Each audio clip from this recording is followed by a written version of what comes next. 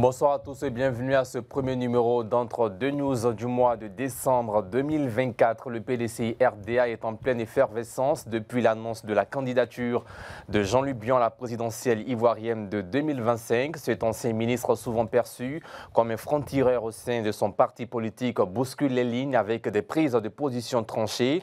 En convoquant Jean-Luc Bion devant son conseil de discipline, le PDCI RDA semble vouloir recadrer un militant qui dérange autant qu'il inspire. Quels sont les enjeux de cette confrontation interne pour le parti de Tidjane Thiam? Que signifie cette tension pour l'avenir du PDCI RDA à l'approche de la présidentielle de 2025? On en parle avec Jean-Yves Soessis, analyste politique et inspecteur du PDCI RDA. Bonsoir à vous.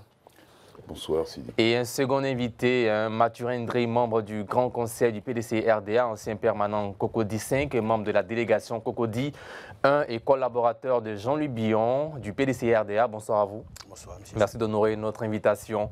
Dans la seconde partie de cette émission, le MGC s'engage officiellement dans la course à la présidentielle de 2025 avec Simone Eivé comme candidate à l'issue de sa première convention ordinaire à Mossou. Le parti a affiché une unité stratégique autour de celle qui incarne une nouvelle vision pour ses militants. Quels défis et opportunités quels sont les défis et les opportunités de cette candidature et qu'elle représente pour le MGC dans un paysage politique ivoirien en pleine récomposition? Nous serons rejoints dans une trentaine de minutes par Tapé Kipré, deuxième vice-président du parti chargé de la coordination générale de la vie du MGC, par ailleurs président de la première convention ordinaire du MGC tenue le samedi dernier à Mossou, et puis bien sûr notre consultant et analyste politique Arsène Anoma, bien sûr, qui nous rejoindra dans cette seconde partie d'émission. Tout de suite place à la première partie. Tout d'abord, Jean-Yves Soessis, on se demande pourquoi la candidature de Jean-Luc Bion suscite-t-elle autant de controverses au sein de votre parti politique? Alors, merci de nous donner la parole ce soir. La candidature de M. Bion, à mon sens, ne crée pas de controverse au niveau du parti. Il y a des malentendus et des incompréhensions de certains militants qui font que nous avons des situations comme celle que nous vivons actuellement. Ce n'est pas la première fois que, pour une convention, nous avons beaucoup de candidats au PDCI. Je vous rappelle qu'en 2000, il y avait au moins 6 candidats à la convention du PDCI. Il y avait, y compris le président Bédier, il y avait le ministre Bombé, le général Ouassena, je crois qu'il y avait M. Lamine Fadiga, etc., etc. Le PDCI est un parti qui fonctionne démocratiquement et qui permet à tous les militants qui le désirent de candidater. Seulement, nous sommes dans une situation au PDCI, après avoir fait 30 ans d'opposition, on va dire, hein, même si de 2011 à 2018, nous avons accompagné les gens du RHTP, nous étions quand même dans l'opposition. Nous avons depuis 2023, depuis l'élection du nouveau président, un nouveau produit qui plaît à tout le monde, qui plaît et aux Ivoiriens, enfin, et aux militants du PDCI, et à la Côte d'Ivoire tout entière. Donc, nous avons au PDCI besoin de nous unir pour accompagner ce produit, pour qu'on puisse sortir de l'opposition.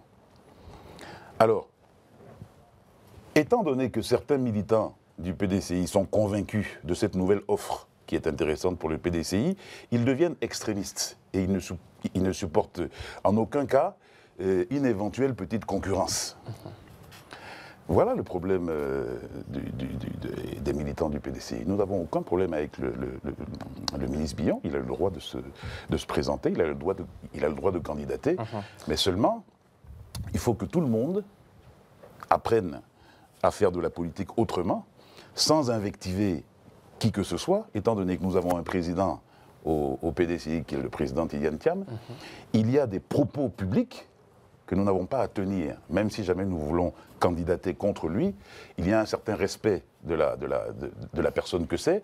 Il y a un certain respect de l'équilibre et de l'unicité du parti qui est exigé de tous les militants et même des cadres qui veulent se présenter. Voilà tout le problème de la situation du président, enfin du ministre Jean-Luc Bion, parce que dans certains propos qu'il a tenus, il y va de l'unicité du parti et Est-ce qu'on peut revenir sur certains de ces propos? Oui, bien sûr. Bien sûr qu'on peut revenir sur certains de ses propos. Quand le ministre Billon dit que le PDCI est mal géré depuis que le président a pris ses fonctions, c'est une attaque directe au président Tidjane Thiam, ce qui est inadmissible. C'est sur ces faits-là, sur ces faits précis, ça n'a rien à voir avec la candidature à la Convention, c'est sur ces faits précis, ces propos qui ont été tenus, qu'il est convoqué au Conseil de discipline. Parce que les statuts du PDCI, en leurs articles 90, 91 et 92, et le règlement intérieur du PDCI en son article 110 et 111, sont clairs à ce propos. L'article 111, sur 3 points, atteinte à l'unité du parti, insoumission aux décisions, inobservation des obligations prévues aux articles 8, 9 et 10 des statuts, permettent au secrétariat exécutif de saisir le conseil de discipline pour entendre le ministre Billon. C'est aussi simple que ça. Alors, comment vous réagissez face à ces critiques à l'endroit de Jean-Louis Billon, voilà, qui estime, qui aurait dit que le PDC est mal géré? Le parti parle d'actes d'atteinte à l'unité du parti et à ses intérêts. Le même communiqué parle aussi d'insoumission aux décisions du parti, le PDC-RDA. Merci bien, M. Aboubakar Siddique. Vous savez, d'abord, je vais commencer par une question à mon aîné. Je voudrais demander à mon aîné, est-ce que c'est la première fois qu'au PDCI RDA, un cadre tient ses propos? Moi, je dis non. Sous Bédié, on a des cadres qui ont tenu ce genre de propos. Dit que le parti est mal géré, c'est vrai, nous sommes sur un plateau de télé. Je suis militant du PDCI, les militants du PDCI, ils savent que le parti est mal géré. Pas forcément par le président, puisque c'est une équipe. Mais le fonctionnement de notre parti aujourd'hui peut permettre à un militant de dire que c'est mal géré. Je ne vois pas de mal à cela. Je reviens à la candidature du ministre Jean-Louis. Il dit qu'aujourd'hui, les militants du PDCI et les Ivoiriens pensent qu'ils ont le meilleur profil à travers la candidature du président Tidjane Thiam pour 2025. Mais moi, je dis non. Moi, je dis non. Quels sont les éléments qui permettent aujourd'hui à des cadres ou à cette nouvelle équipe dirigeante du PDCI de dire que Thiam est le meilleur cheval pour les Ivoiriens et pour le PDCI? Je rappelle à mon aîné ici que le PDCI est une machine. Que même si lui, en tant qu'inspecteur du PDCI RDA, est mis aujourd'hui ou est choisi comme candidat du PDCI, c'est une machine qui se met à ta disposition. Ce n'est pas l'individu que nous regardons. Ce n'est pas aussi les mérites de l'individu que les Ivoiriens recherchent. Les Ivoiriens recherchent un candidat qui peut, dans ces circonstances, régler les problèmes. Et pour vous, ce candidat, c'est Jean-Louis Billon ou Tidjane Thiam? Pour moi, ce candidat, je n'irai pas chercher loin. C'est le ministre Jean-Louis Billon, parce qu'il vit ici avec nous. Il vit la réalité des Ivoiriens avec eux. Tidjane Thiam aussi vit avec les Ivoiriens. Je pense, il peut dire qu'il vit avec les Ivoiriens. Mais moi, pendant 23 ans, il a été absent de la scène politique du PDCI et de la Côte d'Ivoire. Donc, sur certains éléments, je ne pense pas que le président peut se prononcer. Bien. Jean-Yves Sow aussi, est-ce que la candidature de Jean-Louis Billon représente un renouveau, une menace pour l'unité de votre parti politique, le PDC-RDA? Alors, je voudrais rassurer mon jeune frère Mathurin que nous ne sommes plus au stade de savoir quel est le meilleur profil entre X cadre et le président du... Mais il vous faut aussi le meilleur profil pour aller à la présidentielle de 2025 au sein du parti. Alors, si vous me permettez, nous ne sommes plus à ce stade-là. Nous avons un fonctionnement au PDCI. Et nous avons fait un congrès électif. À ce congrès électif, nous avons élu un président. À l'issue de ce congrès, il y a eu des résolutions. Il y a eu 3 résolutions. La 3e résolution était que le Congrès décide que le président du PDCI nouvellement élu soit le candidat à la convention d'investiture. C'est écrit dans la résolution. Ce qui fait que nous discutons actuellement, c'est qu'une résolution n'est pas statutaire. Enfin, c'est pas dans les statuts. C'est une proposition. C'est comme si c'était une motion de soutien. Donc, nous ne sommes plus au stade de choisir le bon cheval. On ne va pas débattre aujourd'hui sur les qualités du président Thiam ou les qualités du ministre Billon, que j'ai toujours respecté. Je ne me suis jamais permis sur un plateau ou sur des écrits publics de porter atteinte à un cadre du PDCI tel que le ministre Jean-Louis Billon. Et d'ailleurs, d'aucun cadre PDCI en général. C'est ce que je veux que les Ivoiriens, enfin les militants du PDCI, retiennent et aient comme agissement. Quand mon jeune frère Mathurin parle d'absence de 23 ans du président Thiam, ça nous emmène sur un débat fratricide qui va aboutir à couper la branche sur laquelle on est assis. Ce n'est pas le bon axe. Quand on a un candidat, il faut exiger que les textes soient respectés, c'est-à-dire qu'il faut insister sur le fait qu'une convention doit être organisée. Pour ça, je pense qu'il conviendra avec moi que tout le monde au PDCI dit qu'il y aura la convention. En premier, le porte-parole du PDCI a été clair dessus. Donc, on n'a aucun problème avec ça. Il faudrait que les supporters, on va dire, du ministre Billon se focalisent sur ce point-là et non sur la critique du président. Parce qu'il faudrait que les choses soient bien claires avec cette histoire d'absence de 23 ans. Avec tout le respect que j'ai pour le ministre Billon est arrivé en 1995 en Côte d'Ivoire. Il est arrivé en 1995 en Côte d'Ivoire. Quand il est arrivé en 1995 en Côte d'Ivoire, il a pris la tête Enfin, il a été secrétaire général de CIFCA, et puis au décès de son père, au décès malheureux de son père, en 2001, il a pris le contrôle de CIFCA. Il n'était pas encore au PDCI. Hein. Le ministre Thiam était déjà ministre PDCI.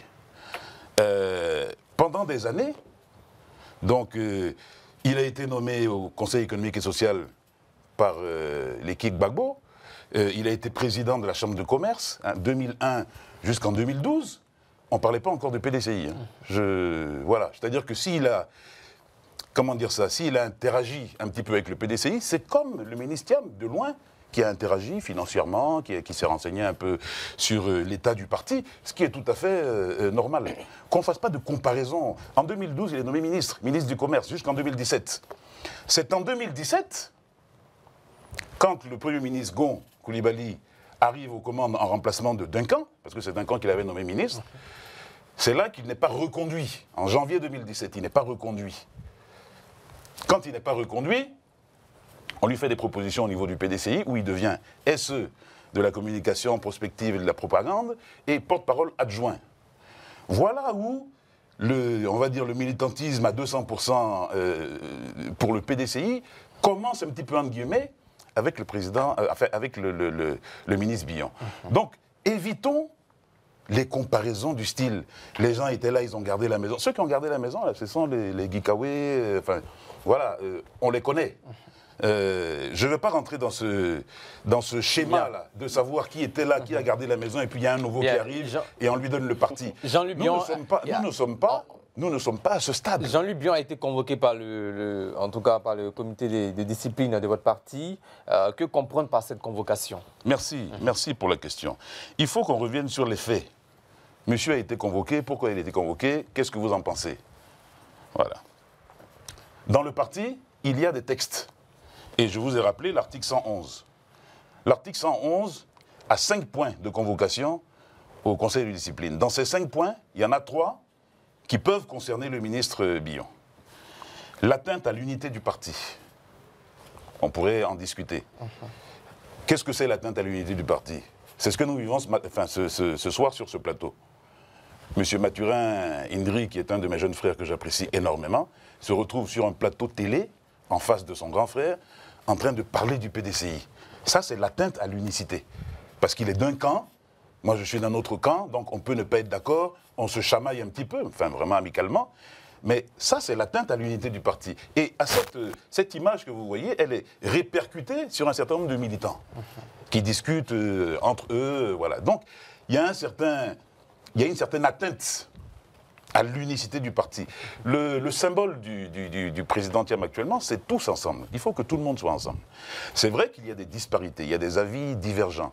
Moi-même qui vous parle, je suis même, on va dire, je peux être une image de la frustration, puisque certains disent, certains reconnaissent que je me suis battu pour le président Thiam depuis, il est en face de moi, hein, depuis combien d'années. J'ai créé des mouvements et tout, puis finalement, bon, on a fait des nominations, on n'a pas vu l'inspecteur Esso. Je pourrais être cette image de la frustration, mais je ne le suis pas, parce que je crois à ce symbole de tous ensemble. Il faut qu'on y aille, il faut qu'on puisse d'abord tuer l'éléphant avant de partager sa chair. Le deuxième point, c'est l'insoumission aux décisions. Mais il y a eu des décisions qui ont été données, et donc sur ce deuxième point, quand il y a une insoumission aux décisions, on peut te convoquer. Le troisième point, c'est inobservation des obligations prévues aux articles 8, 9 et 10. Dans ces articles 8, 9 et 10 des statuts, je ne me souviens plus exactement de ce qui est écrit, mais j'invite ceux qui nous écoutent d'aller consulter les statuts aux articles 8, 9 et 10, et ils verront que voilà, cette inobservation des obligations prévues à cet article peuvent provoquer une convocation au Conseil de discipline. Voilà pourquoi le ministre Bilan a été convoqué. Maintenant, quand il est convoqué, c'est pour être entendu. Ce n'est pas pour le sanctionner. Enfin, ce n'est pas obligatoirement pour le sanctionner. Mais ça pourrait être une sanction. Moi-même qui vous parle, j'ai été convoqué au Conseil de discipline. Est-ce que ça pourrait être une sanction? Mais bien sûr que ça pourrait être une sanction. Ça pourrait être une sanction dès le moment où on entend quelqu'un. Donc, une fois qu'on l'entend, une fois qu'il a fini de parler, on analyse les explications et les raisons qu'il donne. Et derrière, on conclut à une sanction ou pas. Et dans les sanctions, il y a plusieurs batteries de sanctions. Ça commence de l'avertissement simple au blâme ou à la radiation. Voilà. Bien. Comment vous réagissez face à cette convocation? Avant de répondre à cette petite préoccupation sur la convocation, j'aimerais souligner devant le grand frère SOE6 que nous sommes allés à un congrès extraordinaire en décembre avec un seul point comme ordre du jour, élection du président. Et je veux qu'on respecte cela et il le sait très bien. Nous sommes partis à un congrès extraordinaire avec un seul point à l'ordre du jour, élection du président. Donc, que des gens se sont assis pour faire des notes de motion, pour demander à ce que le président Tidjane Thiam soit le candidat unique, et un bon nombre de militants qui ne se reconnaissent pas dans ces propos. Parce que nous sommes allés à ce congrès extraordinaire pour élire le président du PDCI RDA. Et je pense qu'on est d'accord pour ça. Je vais vous rappeler un truc. Vous êtes dans un cheminement que nous savons. On a vu la sortie du député Kwame, qui a demandé à ce que Jean-Louis Bion soit traduit devant le Conseil de discipline. Il a donné ses motivations. Après lui, il y a l'ancien maire de Bassam qui fait une sortie. Le maire Ezalé. Le maire Ezalé. Ce sont pratiquement les mêmes propos que le député. Et après cela vient le secrétaire exécutif en chef qui sort un document pour dire que Jean-Louis est en train d'aller contre les décisions du parti. Vous voyez, je suis militant du PDCI, je sais comment mon parti fonctionne. Et ce qu'ils sont en train de faire, nous le savons depuis 9 mois, toute l'équipe du ministre. Donc on s'est préparé à cela.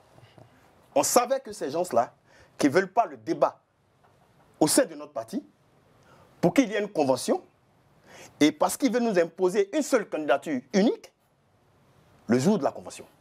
D'aucuns parlent que le Conseil de discipline est une manœuvre pour écarter un potentiel concurrent au président du parti. Quand vous dites d'aucuns, mais des milliers de militants savent que c'est un complot qui est en train de se mettre en place contre le ministre Jean-Louis Bion. Je vous le dis clairement sur ce plateau. Parce qu'ils n'ont pas d'éléments. Il faut constituer certains éléments pour le mettre hors de ce jeu. Pour qu'on ait une seule candidature à la convention. Mais ça ne marchera pas. Bien.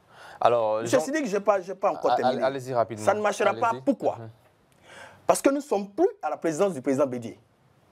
Là où on pensait que ce monsieur faisait assez pour le PDCI et que le respect demeurait. On ne va plus se laisser faire par ces aînés qui pensent que le PDCI de notre père fondateur Félix Houphouët-Boigny est devenu comme un club où des gens sont assis, ils décident ce qu'ils veulent et nous, on doit l'accepter à tout prix, on n'acceptera pas. Ce petit jeu, ceux qui vont plus perdre, ce sont eux-mêmes qui sont en train de faire ce jeu. Je veux dire les aînés du PDCI-RDA. Ce sont eux qui vont perdre ce jeu parce que, je le dis sur ce plateau, s'ils n'organisent pas de convention, s'ils ne respectent pas le jeu démocratique, nous allons pousser notre leader à une candidature indépendante. Je le dis ici sur ce plateau. Pour le moment, il ne l'a pas encore décidé, mais nous qui savons le jeu que nos aînés sont en train de faire au PDCI, nous allons le pousser à une candidature indépendante. Et je rappelle que Jean-Louis Billon n'est pas KKB, parce que c'est ce qu'ils disent dans le groupe PDCI. Jean-Louis Billon n'est pas KKB. Bien. Donc ça sera une élection très sérieuse. Bien, Jean-Yves Sow aussi, Jean-Louis Billon propose un report afin de comparaître le 9 ou le 10 décembre. Comment le parti réagit face à cette proposition? Est-ce que ce n'est pas une manœuvre de mieux préparer, en tout cas, de mieux se préparer pour pouvoir répondre à cette convocation? Oui, alors, préparer sa défense. Oui, alors vous savez, moi j'ai tendance à être très positif sur toutes les situations qui se présentent face à moi. Et je pense que le parti fait de même. Si M. Jean-Louis Billon a constaté que la date de convocation ne lui convenait pas en fonction de ses activités personnelles, ça doit être tout à fait honnêtement qu'il a proposé une autre date qui correspond à sa présence en Côte d'Ivoire. Je ne vais pas au-delà de ça. Et c'est la même chose que je voudrais dire à mon ami, à mon jeune frère Mathurin, qui parle de complot, etc. Non. Le ministre Billon a tenu des propos publics qui portent atteinte, qui peuvent porter atteinte à l'unicité du parti. Qu'on peut aussi régler en famille. Oui, mais justement... Et non l'écarter. Mais c'est parce que mais personne n'a parlé d'écarter qui que ce Enfin, soit. il pourrait être radié. Non, non, mais attendez, il faudrait que les choses aillent tout doucement. Voilà, allons doucement. Quelqu'un tient des propos qui portent atteinte. Nous avons un conseil de discipline. Nous le convoquons pour l'entendre. Donc on l'entend. Il peut expliquer pourquoi tel propos a peut-être été mal compris et tout. Derrière, nous avons une batterie de sanctions. On nous parle de complot. Alors moi, je vais vous dire, sans être membre du conseil de discipline, mais automatiquement, je sais que pour l'équilibre et pour l'unicité du parti, théoriquement, la sanction ne dépassera jamais l'avertissement. Sans être membre du conseil de discipline, moi je vous donne déjà le résultat. On a besoin d'unicité au parti. Un monsieur, et pas des moindres, tient des propos qui peuvent porter atteinte. Quand mon jeune frère Mathurin dit que tout le monde peut comment dire ça, critiquer le fonctionnement du parti, oui, effectivement, tout le monde. Mais pas les hauts cadres comme Jean-Louis Billon. Et pourquoi pas? Il représente quelque chose. Jean-Louis Billon représente quelque chose au sein du parti. Mais raison pour laquelle il a le droit de les critiquer. Que mon jeune frère Mathurin se mette sur les réseaux sociaux pour dire que le parti fonctionne mal et compagnie, il a le droit de faire ça. Ses propos ne seront pas de la même portée que quelqu'un comme Jean-Louis Billon. Donc c'est pour ça que le conseil de discipline a besoin de le recevoir pour l'entendre, pour savoir s'ils ont bien entendu, si l'objectif était bien ce qu'eux ils pensent, ou alors s'il y avait des malentendus. Ça donne l'occasion à quelqu'un comme Jean-Louis Billon de s'exprimer, de dire voilà, j'ai dit cela parce que j'y crois fermement. Si effectivement mes propos peuvent entraîner des machins, je m'en excuse, je pense que tant, etc. Moi j'ai déjà été convoqué au conseil de discipline. Je suis passé à la télé une fois sur NCI, le lendemain j'ai été convoqué. Je suis venu, je me suis expliqué. Ils ont compris qu'il y avait un certain malentendu. Ils m'ont dit, bon, il faut faire attention pour les prochaines fois. J'ai bien compris, je suis reparti sans sanction, même pas un avertissement. C'est comme ça que ça se passe. Il n'y a pas de complot, il n'y a rien du tout. Jean-Louis Billon sera candidat à la Convention contre le président Thiam, sans problème, dans la ferveur populaire, tous ensemble. Si jamais il y a un gagnant, le perdant suivra le gagnant et on avancera. On a quelque chose de beaucoup plus important qui nous attend devant. Bien. D'aucuns parlent aussi, certains analystes, que la candidature de Jean-Louis Billon remet en question les valeurs historiques du PDC-RDA. Est-ce que vous partagez cet avis? D'abord, je ne comprends pas la démocratie interne au parti. La candidature remet en cause la candidature interne au sein du parti. Les valeurs historiques du parti. Et donc pourquoi? Enfin non, je ne partage pas cela, je ne sais pas de qui ça vient, mais les valeurs historiques du parti ont toujours De quoi il s'agit? Je ne sais pas de quoi il s'agit. Les valeurs ont toujours été respectées. Et je répète encore sur ce plateau que le ministre Jean-Louis Billon a le droit de se présenter à la Convention. Voilà, il n'y a aucune espèce comment dire ça, de détournement des valeurs du PDCI parce qu'un cadre veut se présenter. Voilà, s'il remplit toutes les conditions, il se présente sans problème. Ce que nous disons et ce que nous répétons, c'est que comment je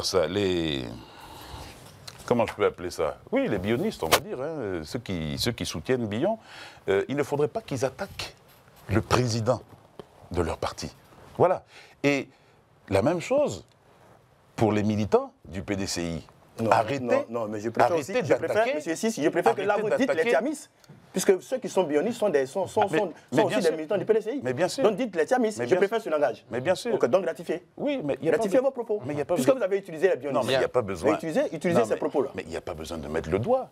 Je suis entièrement d'accord avec vous. Voilà, d'accord. Voilà, moi je vais me dire ça. Non, mais il faut ça. Merci, je vous rassure. Voilà, vous allez poursuivre, allez-y. Voilà, je vous rassure, si ça peut vous faire plaisir. D'abord, tous les militants du PDCI sont des tiamistes, normalement, puisque leur président est M. Thiam. Moi, j'étais un bidéiste, donc je ne vois aucun problème.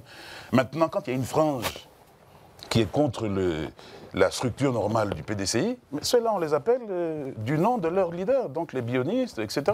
Moi, je suis un thiamiste convaincu, mais je suis en même temps inspecteur du PDCI, membre du bureau politique. Alors, c'est ce que je voulais dire. Il ne faut pas qu'il y ait d'insultes. Il ne faut pas que les militants du PDCI, donc les thiamistes, insultent les gens qui ont d'autres idées que les leurs.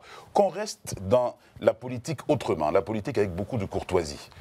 Voilà. Moi, j'ai des problèmes quand j'entends des militants du PDCI insulter le ministre Billon. Bien. Je ne le supporte pas. Allez-y. Monsieur Sidik, je voudrais rebondir sur un fait tout à l'heure avec l'aîné. Vous savez, on n'avait pas besoin d'arriver au conseil de discipline avec cette affaire de propos du ministre Billon ou de sa candidature. Quelle était donc la solution? Pour moi, vous savez, nous sommes PDCI et nous marchons avec le ministre Billon, nous sommes ses collaborateurs. Il faut être proche de quelqu'un pour mieux connaître la personne. Nous nous sommes levés à le rencontrer, les aînés du PDCI, de mettre en place un comité pour que Thiam, Jean-Louis, le maire Kakapé, Thierry Tano s'asseyent et se parlent. Parce que ces quatre-là peuvent nous faire gagner l'élection présidentielle de 2025. 3 mois après, nous constatons qu'une délégation, un comité est mis en place, dirigé par le doyen Kwame Kra et l'ancien ministre Koumouen Kofi Moïse. Ils ont été reçus par le ministre Jean-Louis Billon. Ils ont échangé sur la question. Et ils ont dit qu'ils revenaient avec de bonnes nouvelles la prochaine fois. Donc le ministre est en attente.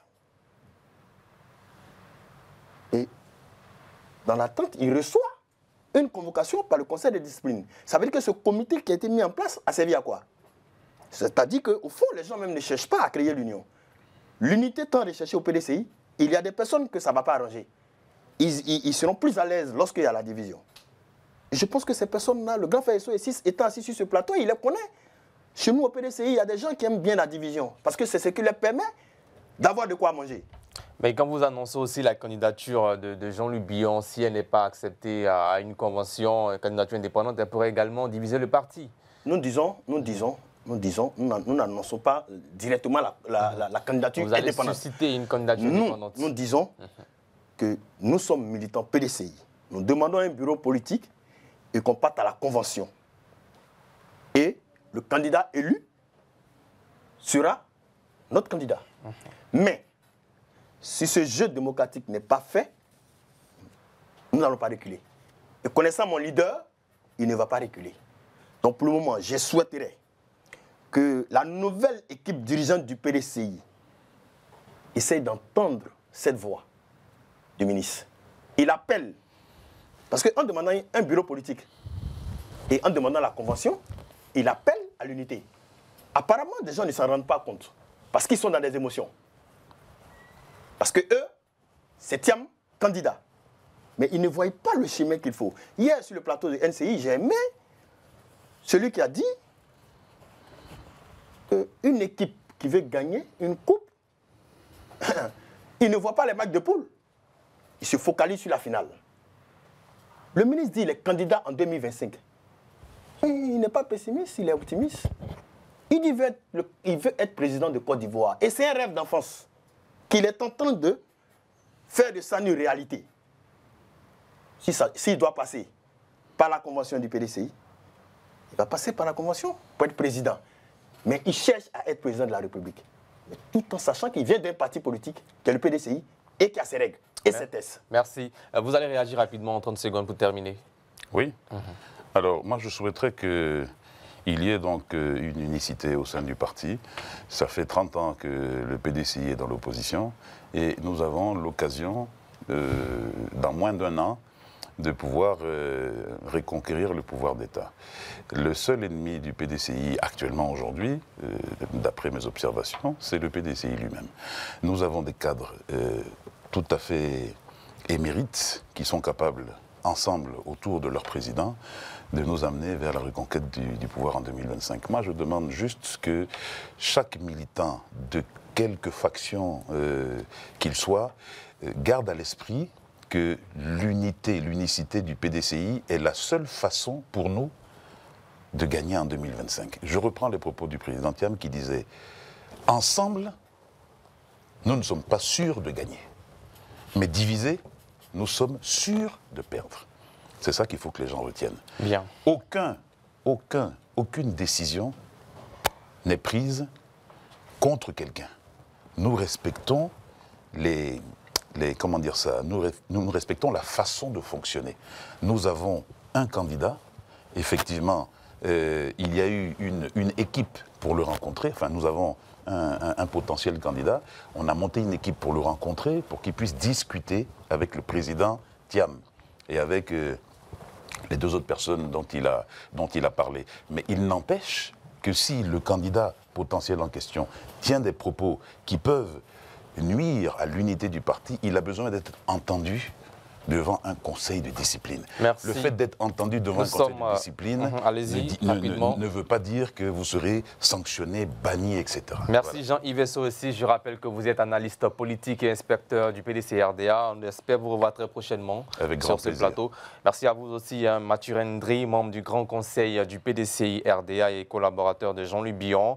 Vous êtes aussi membre de la délégation Cocody 1 du 10 parti. On se revoit très prochainement aussi sur ce plateau. Nous marquons la pub, on revient juste dans quelques instants pour parler bien sûr de la candidature de l'ex-première dame Simone Yvette pour le compte de son parti politique, le MGC. La pub.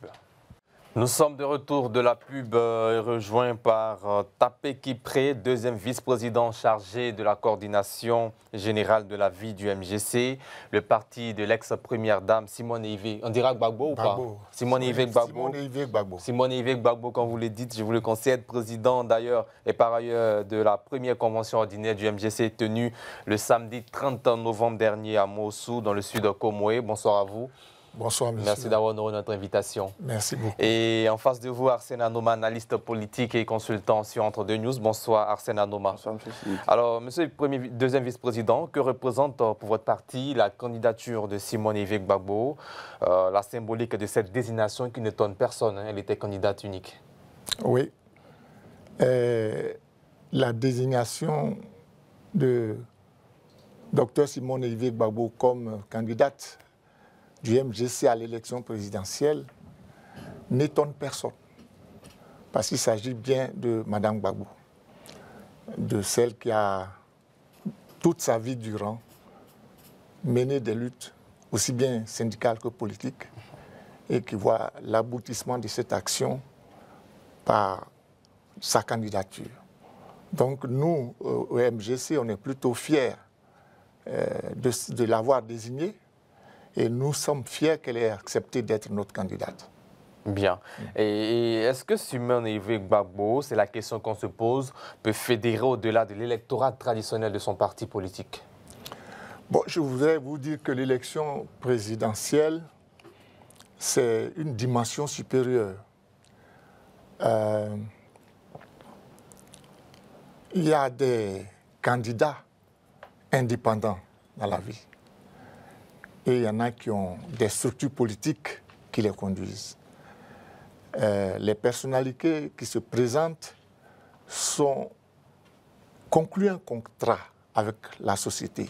C'est la confiance qui naît entre eux.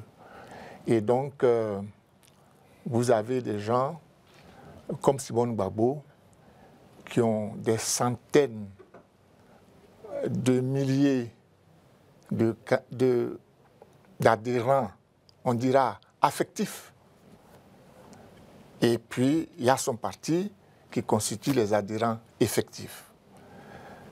Alors, il est difficile de faire un bilan à ce niveau-là. Tous les partis politiques que vous voyez, croyez-moi, n'ont pas autant de militants encartés que vous le pensez. Mais il y a des militants affectifs. C'est-à-dire que quand vous partez... On dira sympathisants. Oui, oui. C'est-à-dire qu'ils sont là et quand vous partez les voir, ah, où est Mme Gbagbo? Où est Mme Gbagbo? Mais ce n'est pas des gens qui ont des cartes, ce n'est pas des gens qui militent. Donc c'est tout ça qui va devenir la surprise demain. Bien. Thomas, Arsène Anoma, depuis le début de cette émission, je ne fais que dire Thomas Guessombi. Alors, est-ce que Simone Ivé arrivera-t-elle à fédérer au-delà de son électorat? Et puis, quel sens donnez-vous à sa candidature? D'accord. Je voudrais d'abord commencer par la deuxième question. Pour moi, sa candidature, c'est l'expression de la vie, de la vitalité de la démocratie ivoirienne. C'est une citoyenne ivoirienne, c'est une femme politique et c'est normal qu'elle est présidente d'un parti politique. Si elle estime que dans la conduite de sa carrière politique, il arrive un moment où elle peut prétendre conduire les destinées de son pays, il est tout à fait légitime qu'elle présente sa candidature. D'autant plus que son parti politique a acté cette candidature-là, il a choisi comme sa candidate. Donc pour moi, au contraire, c'est une bonne chose pour la démocratie ivoirienne.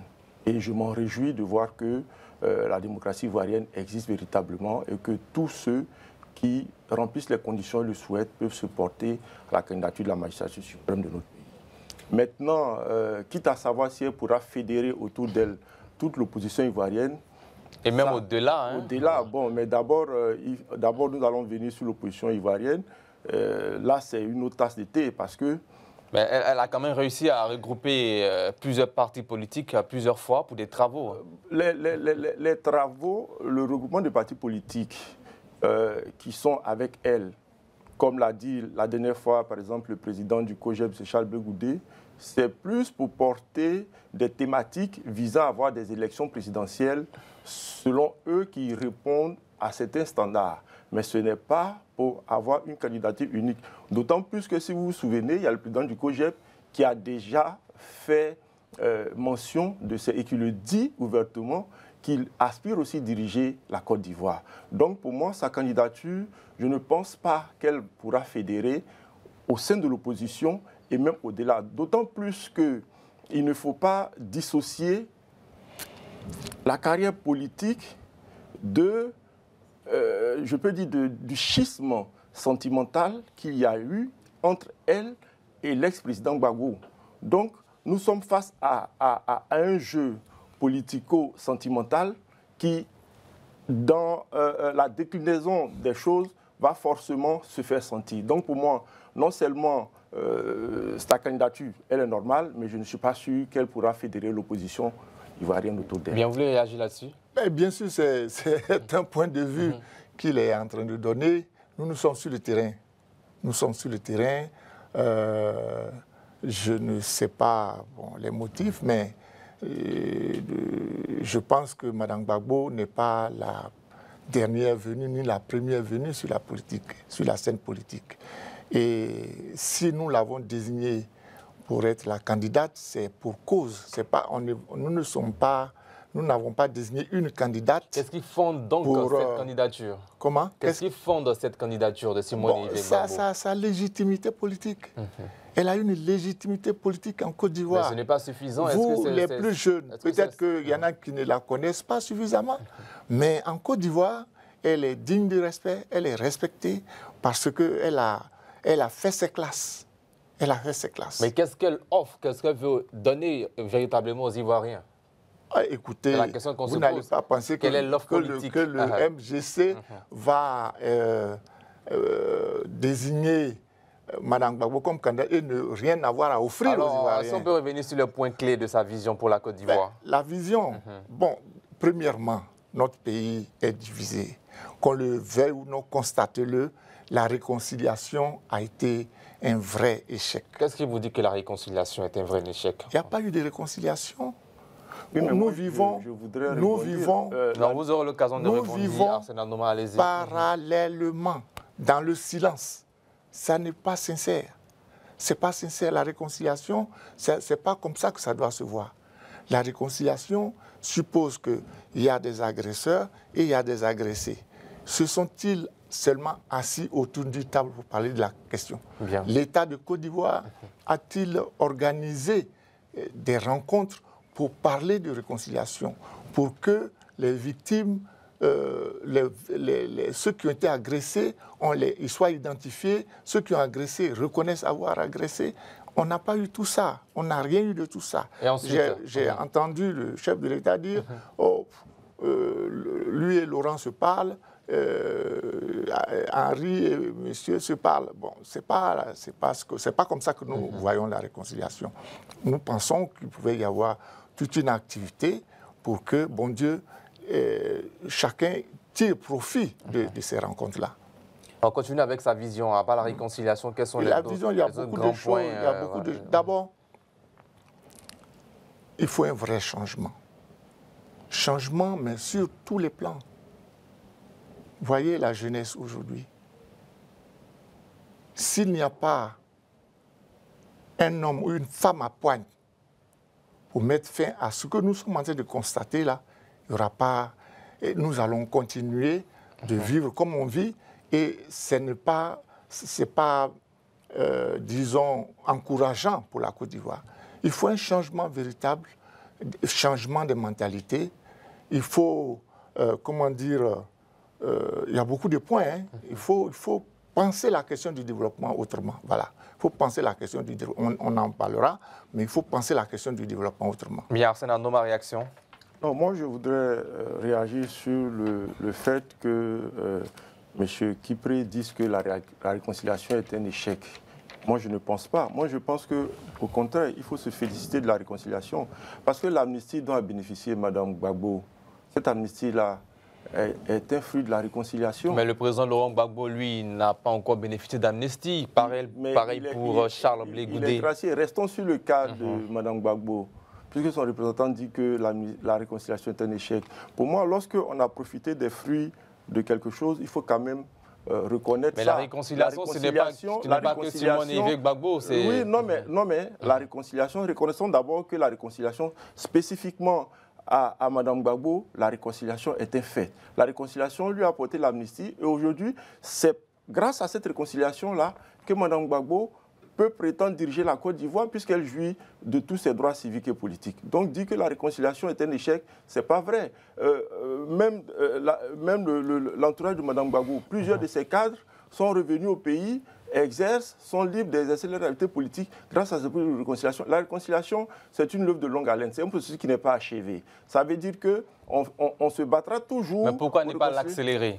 Oui, mais on ne peut pas accélérer la réconciliation selon le bon vouloir de certaines personnes. Moi, je pense que la réconciliation, c'est un processus qui est enclenché, c'est un processus qui produit des fruits, et les fruits sont là, les fruits sont palpables. La première, Mme Simone Gbagbo est amnistiée, et aujourd'hui, Mme Simone Gbagbo a créé son parti politique, elle exerce librement, elle vient de faire une convention où son parti l'a désignée comme candidate. Donc, dire que la réconciliation est un échec, moi, je ne suis pas d'accord. Et puis aussi, lorsque M. Kipré dit qu'il faut une femme à poigne, qui va, je peux dire, remettre la jeunesse, mais moi, je pense aussi que la conduite politique avec la poigne a apporté ce qu'elle a apporté à la Côte d'Ivoire avec ses gagueurs. Nous avons tous vu ici que la poigne qui est reprochée souvent à Mme Gbagbo nous a amené des décisions refusant de reconnaître la défaite du président Gbagbo en 2010 et ça a engendré ce que ça a engendré.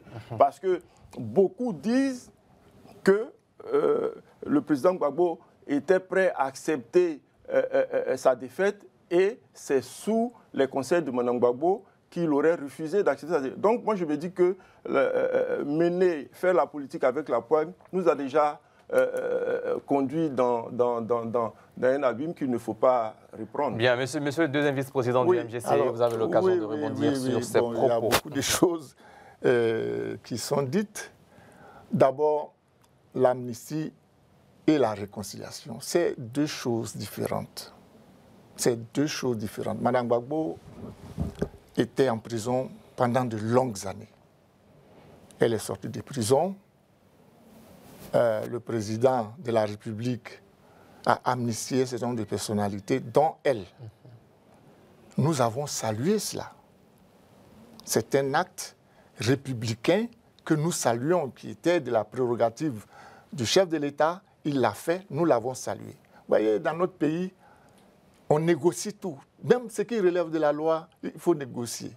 Donc, quand il l'a fait, bien que relevant de la loi, nous l'avons salué. Parce qu'il n'était pas obligé, effectivement, d'amnistier. La présidente elle-même lui a dit merci pour ça. Il ne s'agit pas de ça. Il s'agit maintenant de la réconciliation nationale. Je pense que c'est de ça que vous parlez. De la réconciliation nationale, c'est-à-dire la réconciliation entre Ivoiriens. Qui est un point important et essentiel dans votre vision pour la Côte d'Ivoire. Nous ne disons pas que le fait d'avoir amnistié la présidente est une mauvaise chose. Au contraire, nous l'avons reconnu.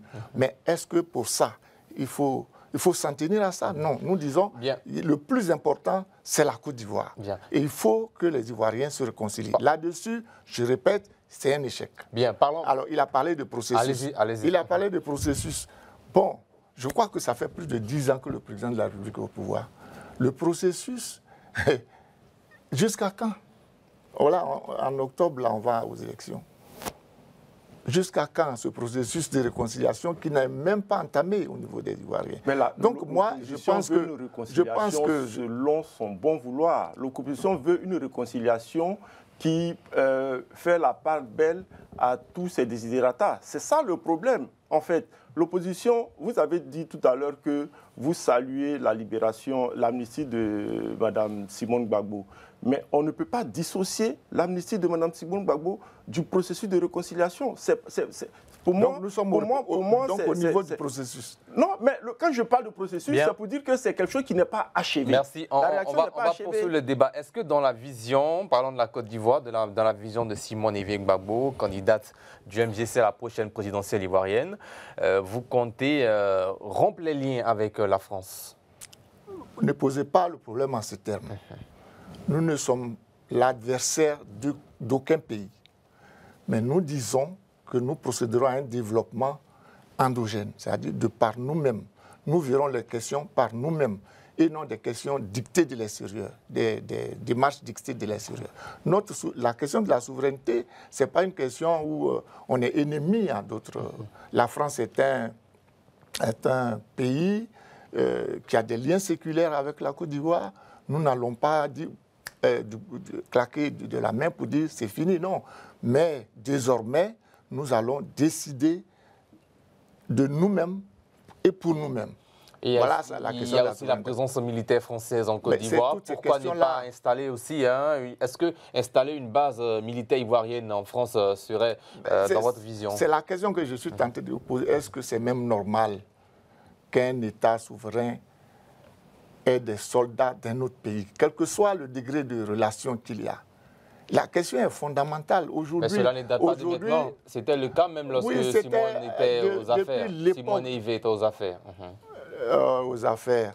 Elle était aux affaires. L'armée française a toujours été en Côte d'Ivoire. Non, l'armée française, nous l'avons trouvée quand on était au FPI, nous l'avons trouvée là. Et en 2000, quand le président Gbagbo a pris le pouvoir, à partir de ce moment-là, il n'a même pas eu le temps de gouverner. C'est la vérité. Il n'a pas eu le temps de gouverner. Le gouvernement qui a été mis en place a été un gouvernement où les membres du FPI étaient minoritaires. Les questions que vous posez, qui sont fondamentales, il ne pouvait pas les aborder objectivement. Il ne pouvait pas poser les questions clairement. Et donc c'est maintenant le moment idéal pour pouvoir aborder ces questions. Regardez le président Alassane. Il n'est empêché par personne. Il est en train de diriger. Et nous le voyons. Là, on peut juger de son action. On peut juger. Mais quelqu'un qui est élu, qui ne peut même pas exercer son pouvoir parce que il y a la rébellion, il y a des agressions de toute nature. C'est aussi le rôle d'un chef d'État d'assurer la sécurité de ses citoyens. Écoutez, c'est facile à dire. Hein. C'est facile à dire. Aujourd'hui, c'est facile à dire. Voilà. Mais ce n'était pas le cas. Ce n'était pas le cas. Au contraire, ils ont eu beaucoup de mérites, les gens du FPI, parce que contenir un tel degré d'agression 10 années durant, ça a été une vraie force. Bien rapidement, Arsène Arnaud, ma réaction sur ces propos. Moi, je pense qu'il ne faut pas présenter le docteur Simone Gbagbo comme quelqu'un qui est immaculé dans la politique ivoirienne. Madame Gbagbo a été aux affaires avec son époux. Elle a été vice-présidente avec son ex-époux, autant pour moi. Elle a été vice-présidente de l'Assemblée nationale. Elle a été présidente du groupe parlementaire FPI. Elle a occupé des responsabilités de premier plan durant la gouvernance du FPI. Donc on ne peut pas aujourd'hui essayer de faire croire aux Ivoiriens que la gouvernance, pour moi, du FPI d'alors, qui est un échec, Mme Simone Gbagbo n'est pas comptable. Elle est autant comptable de cette gouvernance-là que le président Gbagbo. Maintenant, lorsqu'on nous dit que le président Gbagbo et Mme Gbagbo, elle a conservé le nom Gbagbo, mais vous l'avez dit, ils sont divorcés, et Mme Gbagbo n'ont pas pu gouverner, là encore, je ne suis pas d'accord. La responsabilité première, comme vous l'avez si bien dit, d'un président de la République, c'est d'œuvrer à la sécurité de son pays. On ne peut pas prendre prétexte du fait qu'il y a une rébellion pour dire que la rébellion nous a empêchés de travailler. Mais c'est durant cette... Aujourd'hui, on nous parle de souveraineté. On veut rediscuter les choses.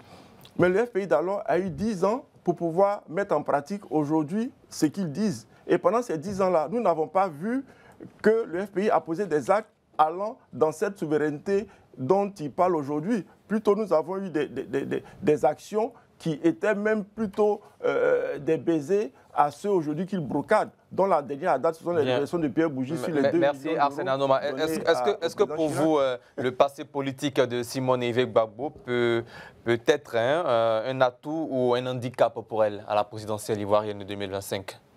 Non, moi, de toute façon, moi je pense que son passé politique, comme je l'ai dit tantôt, elle ne peut pas être dissociée de la gestion du FPI d'alors. Donc pour moi, déjà même cette gestion-là, qui est un échec, cette gestion-là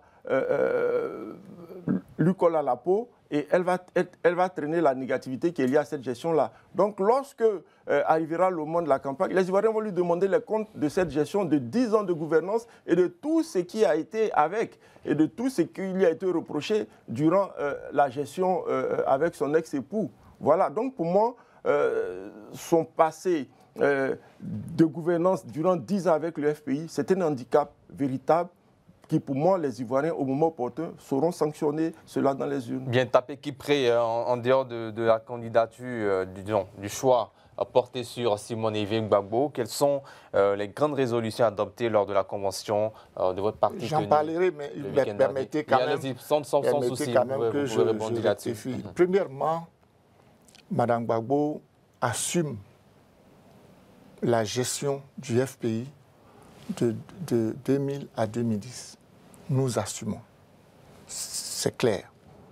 Mais quand il dit que ça a été un échec total, effectivement, c'est ce que pensent ceux qui sont aujourd'hui au pouvoir. C'est la thèse de ceux qui pensent qu'il n'a rien fait, le président Gbagbo n'a rien fait, son pouvoir n'a rien fait. Mais ceux qui ne pensent pas ça, combien sont-ils? Ceux qui pensent que le pouvoir FPI a été victime d'une agression et que pour ça, ils n'ont pas pu aller au bout de leurs idées, est-ce qu'il peut évaluer ceux qui sont pour ça? C'est pour ça que je dis, quand vous dites que Mme Gbagbo a ses chances réduites et tout ça, nous disons, seul le peuple décidera. Oui, mais nous pouvons évaluer cela, puisque c'est ceux qui pensent que c'est un échec de RH de population. Merci Arnaud. Laissez qu'il réponde à la question. Allez-y. Oui, c'est-à-dire que vous voulez me faire parler. Non, parlez. Je n'ai pas envie de parler. Nous sommes là pour parler. Je veux parler du MGC, de ce que le MGC doit faire, mais si vous voulez m'obliger... Bien, merci monsieur le deuxième vice-président. Et quelles sont les grandes résolutions adoptées lors de cette convention? Nous avons, premièrement, la grande décision, c'est que nous l'avons désignée, Mme Gbagbo, comme candidate. Deuxièmement, nous avons dit que pour que le pays aille à des élections transparente, crédible, il faut que les institutions qui organisent l'élection, la CEI par exemple, que ce soit revu, que toutes ces institutions-là soient revues et que nous allions dans la confiance aux élections. Ça, c'est une résolution importante. Deuxièmement, nous avons décidé de travailler avec les partis politiques. Nous avons encouragé les partis à demeurer ensemble pour aller aux élections. Les partis dans l'opposition et qui veulent bien travailler avec nous, ils sont nombreux, nous les avons encouragés à aller aux élections. Et puis, bon, nous avons parlé de notre programme de gouvernement, de notre projet de société, de la vision. C'était toutes ces questions-là qu'on a parlé. Bien. Voilà. Arsène Anoma, quel défi le MJC doit-il relever pour asseoir sa place dans le paysage politique ivoirien, un paysage très mouvementé avec des grands partis tels que le PPACI, le PDC-RDA et le RHDP? Non, mais le défi même, il est lourd et je pense pas même que le défi soit surmontable, même si c'est vrai, nous sommes en politique et rien n'est impossible. Parce que comme l'a dit tantôt M. Kipré, il assume la gestion de Mme Simone Gbagbo de ces 10 ans de gouvernance-là. Donc il va falloir que d'abord que le MJC puisse regarder les Ivoiriens dans les yeux et assumer cette gestion-là. Ça, c'est déjà un défi. Maintenant, au sein du MJC, il n'y a pas de défi majeur. Mme Simone Gbagbo n'a pas d'adversaire. Elle est désignée candidate du MJC. Donc au niveau de sa structure interne, il n'y a pas de souci. Mais comme vous l'avez dit à l'entame de l'émission, même au niveau de la sphère politique de l'opposition, il va falloir aussi que Mme Simone Gbagbo arrive à faire adouber sa candidature par l'ensemble de l'opposition, ce qui est déjà quelque chose de très compliqué parce que le COJEP a son candidat, le PPACI bataille pour que le président Gbagbo revienne dans le jeu politique. Le FPI aussi a son candidat, Pascal a son candidat. Toute l'opposition, chaque parti d'opposition aura son candidat. Le PDCI a son candidat. Donc je ne vois pas un parti qui va s'aborder pour faire de Mme Simone Gbagbo sa candidate. Ce n'est pas l'objectif premier.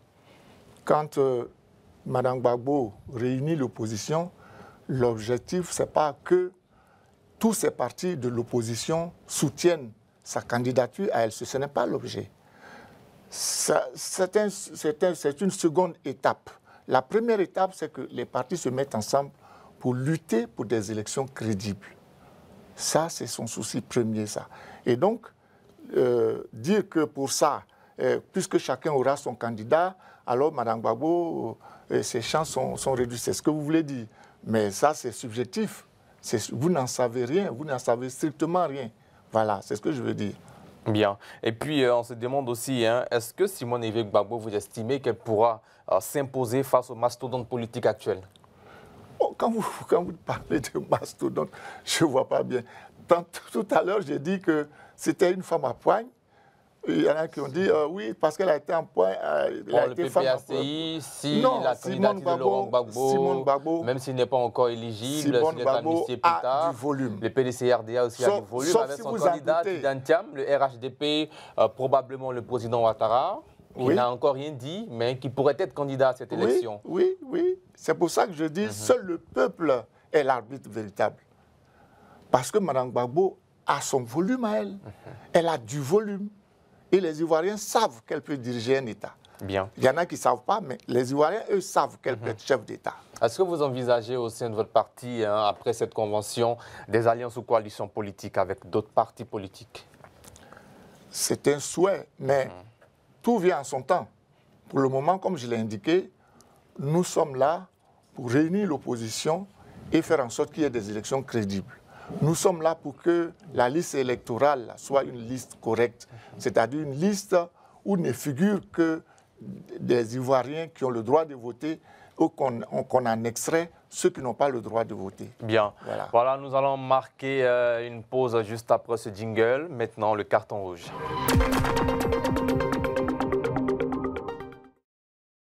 Voilà, nous sommes dans le carton rouge, le premier carton de cette émission et de ce mois de décembre avec Arsène Anoma. Bon, mon carton rouge, c'est à l'endroit de certaines personnes qui ont pris en otage les réseaux sociaux, qu'on pourrait appeler influenceurs, qui sont des contre-exemples pour nos jeunesses, qui produisent des contenus qui amènent nos jeunesses à avoir des attitudes qui sont contre-productives pour leur avenir. Et je voudrais véritablement m'insurger contre cela. J'estime que les réseaux sociaux, Internet, est un outil qui devait plutôt permettre à nos jeunesses de s'éduquer, de s'informer, d'aller vers les connaissances, au lieu, à la limite, d'être comme une jeunesse qui va à une source pour s'abrutir, pour se gaver de choses qui n'ont pas leur raison d'être. Donc mon carton rouge va à l'endroit de toutes ces personnes-là qui se sont arrogées le droit de prendre la conscience de notre jeunesse en otage grâce aux réseaux sociaux. Bien, réaction. Vous voulez réagir là-dessus ou ça va? En partie parce que j'ai failli dire que c'est quasiment le même sujet, mais moi je... Non, réaction d'abord avant votre carton rouge. Ou pas de réaction, ça va? Oui, quand tu le dis, prise en otage, je ne crois pas parce que c'est la marge, et c'est de ça que je voulais parler, c'est la marge qui est laissée aux Ivoiriens. Bien, alors donc maintenant votre carton rouge, allez-y. Voilà, moi, c'est vraiment cette face. L'utilisation, comme ça, oui, c'est ça. L'utilisation des médias d'État. Vous voyez, nous nous retrouvons ici, je ne sous-estime pas les médias que vous dirigez, mais nous nous retrouvons ici parce que justement, les médias d'État sont l'exclusivité du parti au pouvoir. Et ça, ce n'est pas bien. Ce n'est pas bien parce que nous cotisons pour ces médias d'État et pour nous exprimer, on est obligé d'aller sur les réseaux sociaux. Ce n'est pas une bonne chose. Ou alors d'avoir de l'argent, de se créer sa télévision à soi, son journal à soi. OK, mais les médias d'État, c'est ça. Et donc moi, c'est à ce niveau-là que j'aimerais mettre un carton. Il faut que l'État de Côte d'Ivoire mette à la disposition de tous les Ivoiriens les médias d'État, la télévision, Fraternité Matin et tous ces journaux de l'État pour que nous puissions nous exprimer au sein de ces journaux. Si on le fait, il y aura moins de réseaux sociaux, et le pays s'en portera mieux. Voilà. Bien. Arsène Ano, ma réaction sur ces cartons rouges. Bon, moi je pense que, comme je le dis, souvent la critique est facile, mais l'art n'est pas aisé. C'est vrai qu'il ne faut pas toujours rester dans le passé, mais nous nous souvenons qu'en fait, à un moment, c'est pratiquement pareil. À chaque fois qu'un parti est au pouvoir, il confisque les médias d'État. On a l'impression que c'est plutôt lui qui est en prime sur les médias d'État. Ça a été comme ça sous le président Bédié, ça a été comme ça sous l'ex-président Gbagbo. Pourquoi suivre le mauvais exemple? C'est pas vrai. Ce que je voudrais dire, non, en fait, c'est vrai. Ce que je voudrais dire, c'est qu'aujourd'hui, c'est vrai que l'opposition estime qu'elle n'a pas une présence assez représentative, assez forte sur les médias d'État. Mais moi, je pense que, est-ce que aussi l'opposition sollicite les médias d'État comme il le faut, selon les canaux qu'il le faut? De toute façon, l'œuvre humaine est perfectible. Et les critiques, si elles sont faites comme il le fait, à bon aloi, je pense que ça ne tombera pas dans les oreilles de sourds. Et s'il y a des correctifs à apporter, ces correctifs seront apportés. Parce que de toute façon, c'est tous les Ivoiriens qui paient la redevance. Et si les médias d'État doivent appartenir à tous les Ivoiriens, il faut que ça serve tous les Ivoiriens. Bien, merci. C'est la fin du carton rouge. Nous sommes maintenant dans la dernière rubrique de cette émission, le chiffre du jour, rubrique dans laquelle nous mettrons en avant un chiffre en rapport avec la vie de la nation ivoirienne et nos invités et consultants feront leurs différentes analyses ou commentaires sur ce chiffre, le chiffre du jour.